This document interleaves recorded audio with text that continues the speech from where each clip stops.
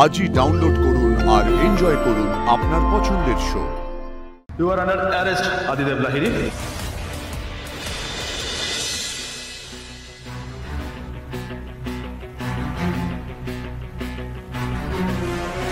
কি ব্যাপার? এটা নিয়ে কি করবেন আপনারা? অসুবিধা আছে? কি লুকিয়ে রেখেছেন ভেতরে? মানে এক সেকেন্ড আমরা কিছু লুকিয়ে রাখিনি এটার মধ্যে। ইনফ্যাক্ট আমাদের কিছু লুকানোর নেইও। সেই তো, আপনারা কিছুই জানেন না, কিছুই করেন না। দেখা যাক কি লুকিয়ে রেখেছেন ভেতরে।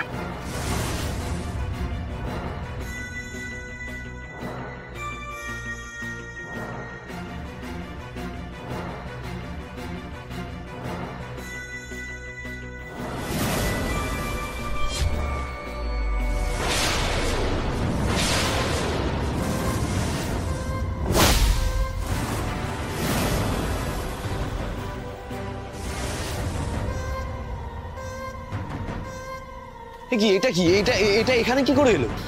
তার মানে প্রাইমারি ফেসিতে দেখা যাচ্ছে যে আদিদেব লাহিড়ী এই 9mm রিভলভার দিয়ে তার স্ত্রীর প্রেমিককে খুন করে লাশটা ব্যাকইয়ার্ডে ফেলে রেখে এই রিভলভারটা ফটো ফ্রেমে লুকিয়ে রেখেছিলেন। You R under arrest আদিদেব Lahiri.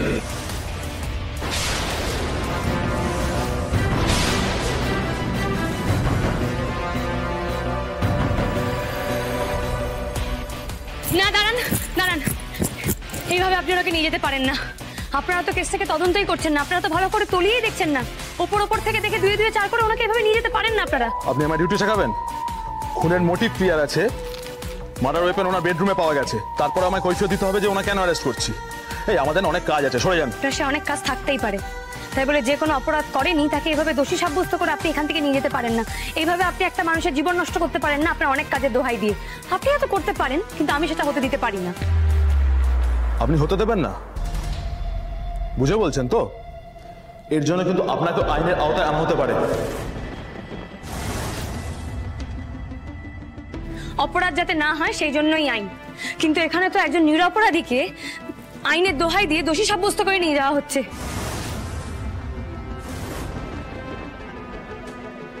আর একটাও কথা হবে না, ঠিক আছে? সরুন, সরে যান। আনন্দী, ওনার সঙ্গে কথা বলে কোনো লাভ নেই। প্লিজ, লয়ারের সাথে কেন যোগাযোগ করছি না আমরা? স্যার, আমি কোনো কথা বলতাম না। উনি যদি সত্যিটা জানার জন্যই ইনভেস্টিগেশন করতেন আমি কিছু বলতাম না, কিন্তু উনি তো কেসটাকে শাটডাউন করে দেওয়ার জন্য তদন্তটা করতেই চাইছেন না, সেক্ষেত্রে তো আমাকে কথা বলতেই হয়। স্যার, আপনি কিন্তু বুঝে কথা বলুন, এটা একটা ওপেন অ্যান্ড শার্ট কেস। সরে যান।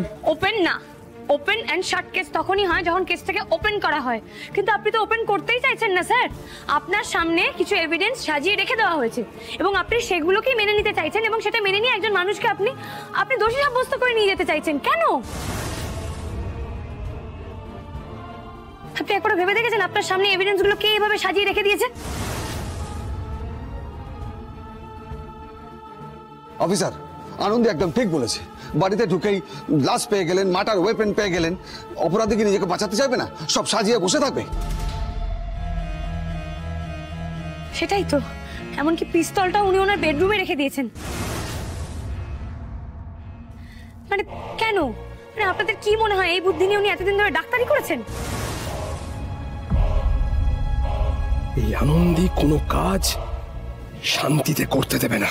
এত কথার মাঝখানে একটাই শব্দ উঠে আসছে, সাজানো সাজানো সাজানো। আরে বাবা, ওটা আগে খুঁজে দেখুন যে কে সাজিয়েছে, কেন সাজিয়েছে।